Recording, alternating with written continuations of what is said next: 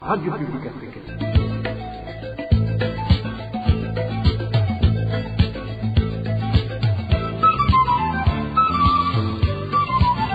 Radio Publique Africaine.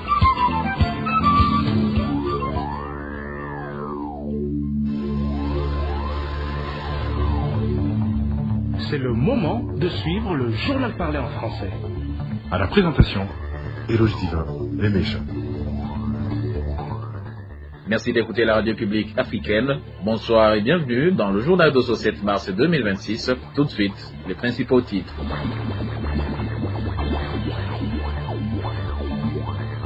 Il existe toujours des défis en matière de défense des droits des femmes, selon la Commission nationale indépendante des droits de l'homme, CNIDH, en sigle. Cette commission l'a déclaré ce vendredi lors d'une conférence de presse tenue en marge de la célébration de la Journée internationale de la femme, laquelle journée va être célébrée ce 8 mars.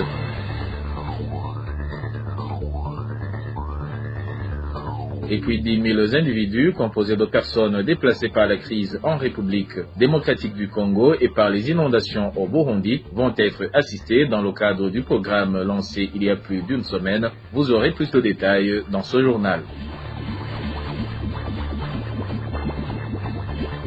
Et enfin, la pénurie du carburant persiste toujours dans la ville de Bujumbura, une situation qui impacte négativement l'ensemble des activités socio-économiques de la ville. Voilà pour les titres, le développement, c'est dans quelques instants.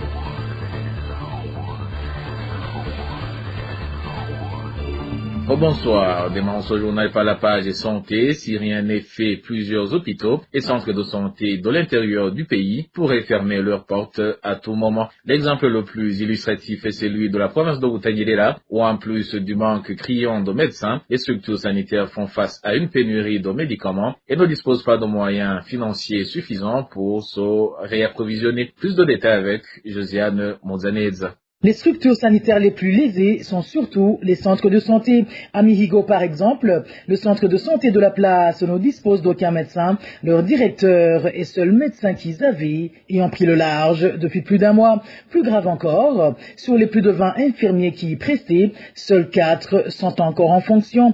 Quant aux dispensaires de l'ancienne commune Yamurenza, située plus précisément dans l'actuelle zone Wirambi, ils sont considérés comme les plus nantis, car disposant d'un médecin permanent qui se trouve être le directeur du dit centre. Mais là aussi, il est signalé un manque criant d'infirmiers. Pour les centres de santé zonaux, la situation est pire. En plus du manque de médecins et d'infirmiers, ces maisons sanitaires ne sont plus approvisionnées en médicaments à cause d'énormes dettes contractées auprès de leurs fournisseurs, conséquence des arriérés que leur doit le gouvernement. Même les hôpitaux ne sont pas épargnés. À l'hôpital Bouillé, par exemple, nous sommes dans l'ancienne commune Mumba, il n'y a qu'un seul médecin, c'est-à-dire le médecin de l'hôpital. Accueillant au moins 1000 patients par mois, cet hôpital manque cruellement d'infirmiers et d'aides-soignants, car en moins de 2 ans, plus de la moitié du personnel a démissionné. Les responsables sanitaires au niveau de la province de Butanyerera reconnaissent que la plupart de ces départs ont un lien avec la fuite des cerveaux et de main-d'œuvre et font savoir que dans leur rapport, ils ont insisté sur l'urgence de remplacer tous ces postes vacants pour le bien de la population. Et la ministre de la Santé publique, Dr Lidwine Waladahana, accompagnée du représentant de l'Organisation mondiale de la santé en Afrique, Dr Mohamed Yacoub Djanabi, s'est rendue au camp de Ousouma, situé dans la commune de Loïgui, en province de Buhumuza, où sont installés des réfugiés congolais. Cette visite avait pour objectif d'évaluer la situation sanitaire dans ce camp, alors que plusieurs maladies ont été signalées ces derniers jours et ont déjà causé des décès parmi les réfugiés. Ces derniers ont également reçu ce samedi la visite de Monseigneur Joachim Naondeleye, évêque du diocèse de Muyinga, venu lui aussi s'enquérir de leurs conditions de vie. Les détails de ces différentes visites vous seront présentés dans nos prochaines éditions. Et je vous le disais en titre, un programme visant à répondre aux besoins urgents en matière de protection et de moyens de subsistance de 10 000 personnes déplacées par la crise qui sévit à l'est de la République démocratique du Congo et par les inondations au Burundi a été officiellement lancé en date du 26 février 2026. Ce projet sera mis en œuvre par ONU Femmes Burundi en collaboration avec ses partenaires. Il accordera une attention particulière aux femmes et aux filles qui bénéficieront de formations en élaboration et en gestion de projets générateurs de revenus, ainsi que d'un accompagnement psychosocial. Le point avec Digne Karondo. Ce projet, dont l'objectif est de répondre aux besoins urgents en matière de protection, est destiné à soutenir 10 000 personnes vulnérables. Clara Anyangwe, représentante de l'ONU Femmes au Burundi, au lancement officiel de ce projet, a précisé que cette initiative a été conçue dans l'objectif d'apporter une assistance rapide aux personnes les plus vulnérables. Pour nous, on va regarder les plus vulnérables. Parce que nous, si nous disons, ok, on va cibler les femmes, mais parmi les femmes, on va dire quelle femme est le plus vulnérable? Les femmes âgées, les femmes enceintes, les femmes avec handicap. Donc nous avons des critères de choix. Quand vous avez parlé de 100 000 personnes, oui, mais les moyens sont limités. Donc il y aura les critères de sélection pour voir qui doit bénéficier de notre appui dans un premier temps. Donc on va cibler les plus vulnérables parmi les 100 000. Et je disais que ce n'est pas aux femmes seules, il y aura aussi d'autres organisations des Nations Unies qui vont appuyer aussi. La représentante de l'ONU Femmes au Burundi a ajouté également que ce projet mettra un accent particulier sur les femmes et les jeunes filles. Celles-ci bénéficieront d'un accompagnement dans l'élaboration et la gestion des projets générateurs de revenus, ainsi que d'un appui psychosocial afin de renforcer leur bien-être mental. Il faut l'autonomisation économique. Parce qu'il ne faut pas que chaque fois les déplacés ou bien les réfugiés demandent à manger. Il faut qu'eux aussi ils peuvent gagner de l'argent pour prendre soin de leurs besoins. Il y aura les ISL. Et ça, c'est comme une tontine qu'on va mettre en place pour qu'à travers cette tontine, les femmes peuvent avoir les affaires, même petites, pour générer des fonds pour leur famille. Mais aussi, nous allons focaliser sur l'appui psychosocial. Parce qu'il y aura aussi beaucoup de troubles de santé mentale.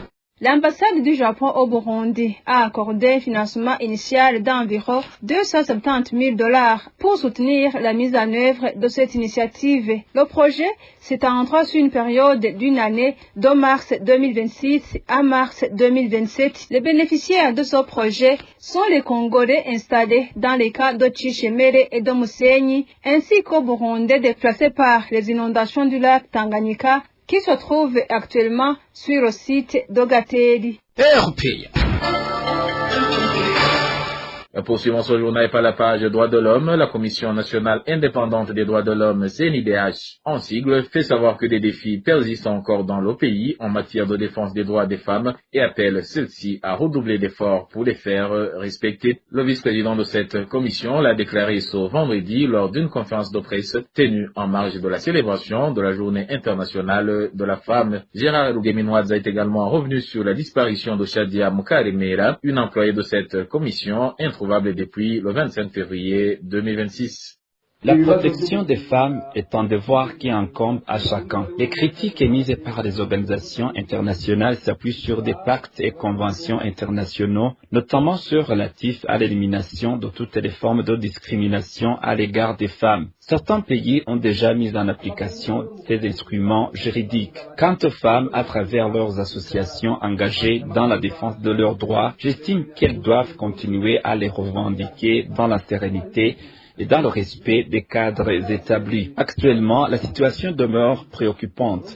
Mais au crédit de la semaine dernière, nous nous sommes présentés au travail comme d'habitude. Cependant, une de nos collègues dénommée Shadia Mukaremera ne s'est pas présentée à son poste. Au départ, nous avons pensé qu'il s'agissait d'une simple absence. Face à cette situation, nous avons saisi le service de renseignement qui dispose de moyens techniques permettant de mener des investigations rapides. Nous avons également transmis l'affaire au commissariat général de la police judiciaire, plus précisément au département chargé des recherches criminelles. Par ailleurs, nous avons sollicité l'appui du procureur général de la République afin qu'il contribue par la lumière sur cette affaire. Nous avons aussi signalé la situation à l'officier de police judiciaire de Nyakabiga, quartier où elle résidait. À ce stade, le mobile de ce crime n'est pas encore clairement établi. Quelques indices existent, mais ils ne sont pas encore suffisamment probants. La réponse la plus satisfaisante est de la retrouver parmi nous et de voir les auteurs de cet acte traduits en justice et dûment sanctionnés. Entre-temps, les recherches se poursuivent et nous restons en contact permanent avec les services chargés de l'enquête. Et le vice-président de la CNIDH doit préciser que ces défis persistent malgré l'existence des lois qui protègent les femmes, mais que les personnes qui les transgressent ne sont pas toujours sanctionnées. Gérard Rougueninoisa plaide également pour la création de centres d'accompagnement destinés aux filles ayant contracté des grossesses non désirées afin de faciliter leur retour à l'école. Encore une fois, on écoute Gérard Rougueninoisa, vice-président de la CNIDH. Burundi dispose d'un cadre solide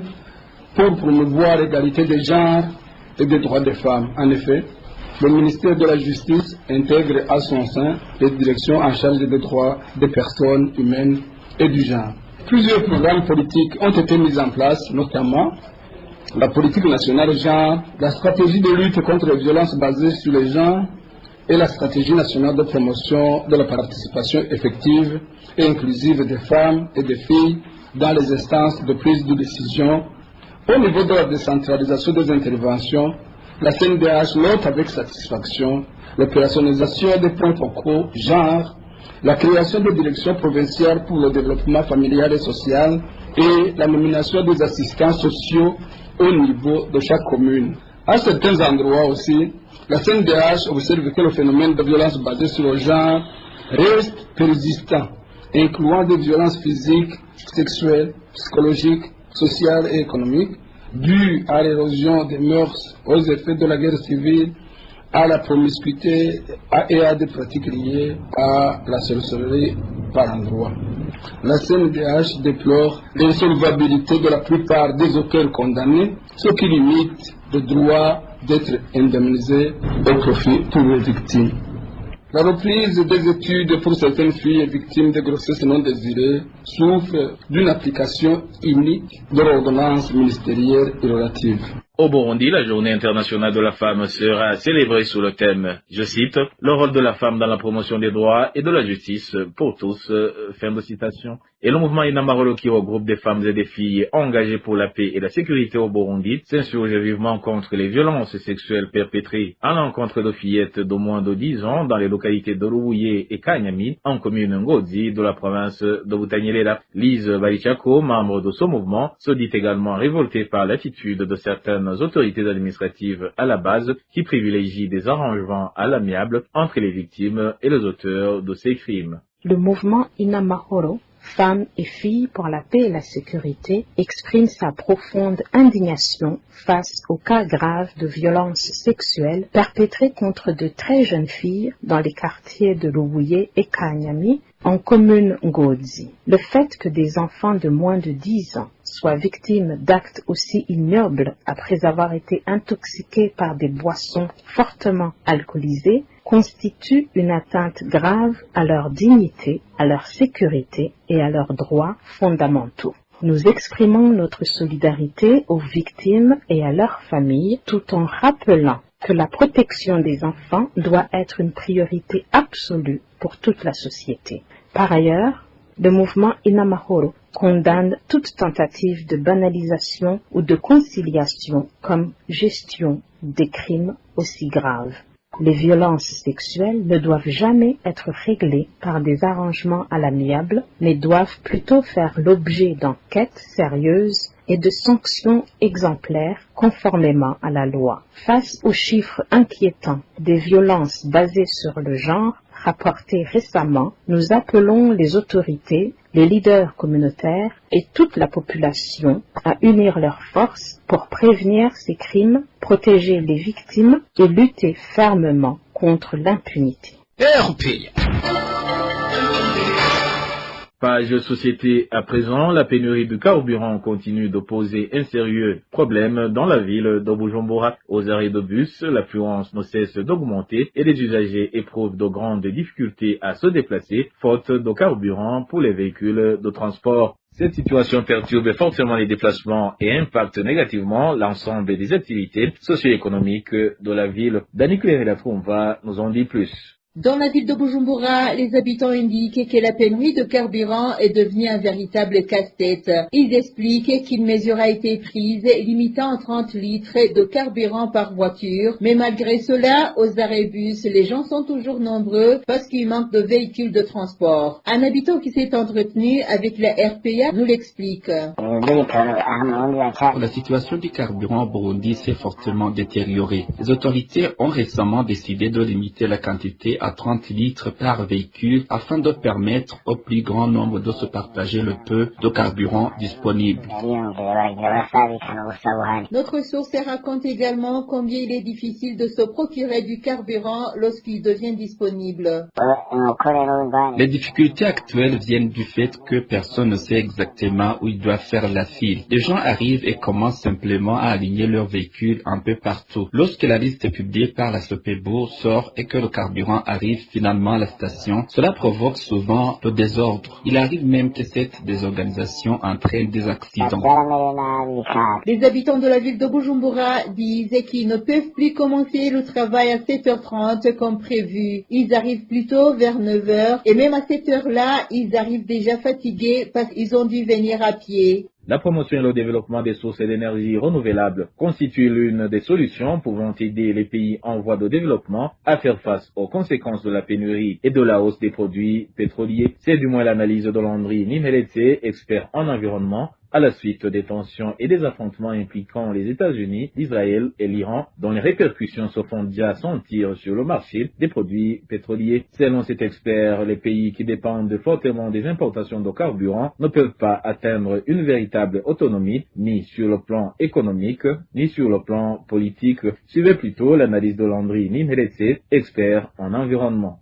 Notre dépendance aux énergies fossiles condamne l'humanité à un cercle vicieux de violence, d'instabilité et d'autoritarisme. Chaque nouveau projet lié aux énergies fossiles aggrave une crise climatique qui entraîne encore plus de déplacements de millions de personnes, plus de destruction, plus d'inondations, de sécheresse et l'ensemble des impacts liés à la crise climatique qui sont très accablants pour les pays comme le nôtre. La véritable sécurité ne vient pas du contrôle ou de l'accaparement de ressources fossiles, mais plutôt des énergies renouvelables qui servent les intérêts des communautés, des populations, des gens ordinaires et non pas ceux des pays ou encore moins des milliardaires qui contrôlent ce secteur. Comme le montrent les récents événements au Venezuela hier et aujourd'hui, en ce moment, en Iran, les énergies fossiles sont le moteur d'instabilité, de répression et de conflit. La volatilité des prix alimente les guerres à travers le monde et l'inflation chez nous, fragilisant les économies face à l'explosion du coût de la vie et à des réactions politiques néfastes. De l'invasion de l'Ukraine par la Russie il y a quelques années, aux interventions au Venezuela hier et aujourd'hui en Iran, le contrôle des ressources fossiles déclenche violence et confrontation, tandis que les citoyens ordinaires en paient le prix. Pour les pays comme les nôtres, qui dépendent des importations en pétrole, en gaz, en mazout, etc. La leçon est claire. Cette dépendance expose nos économies à la coercition, au prix, à l'inflation, au prix volatile et au conflit. Landry Nimeletse souligne également que le développement des énergies renouvelables permettrait de favoriser un accès plus large des populations, notamment les plus modestes, à un développement durable, tout en contribuant à la lutte contre les effets du changement climatique. Suivez encore une fois Landry Nimeletse. Selon l'Agence internationale de l'énergie, la capacité mondiale d'énergie renouvelable devrait croître de près de 4600 gigawatts entre 2025 et 2030. Donc seulement en 5 ans, cette capacité devait croître de 4600 gigawatts et ça représente le double de la croissance précédente, donc dans la période 2020-2025. Encore une fois, c'est une démonstration que les énergies renouvelables offrent non seulement une solution climatique, mais aussi un moyen d'assurer la sécurité et la souveraineté. Lors de la COP 30 qui s'est tenue à Belém, au Brésil, en 2025, plus de 80 pays ont soutenu la sortie progressive des énergies fossiles à l'échelle mondiale. Cette transition n'est pas une demande simple, mais c'est une stratégie, une véritable stratégie pour reprendre le pouvoir aux industries qui profitent du désordre et garantir un avenir stable pour l'humanité. La leçon est désormais très claire pour les dirigeants du monde.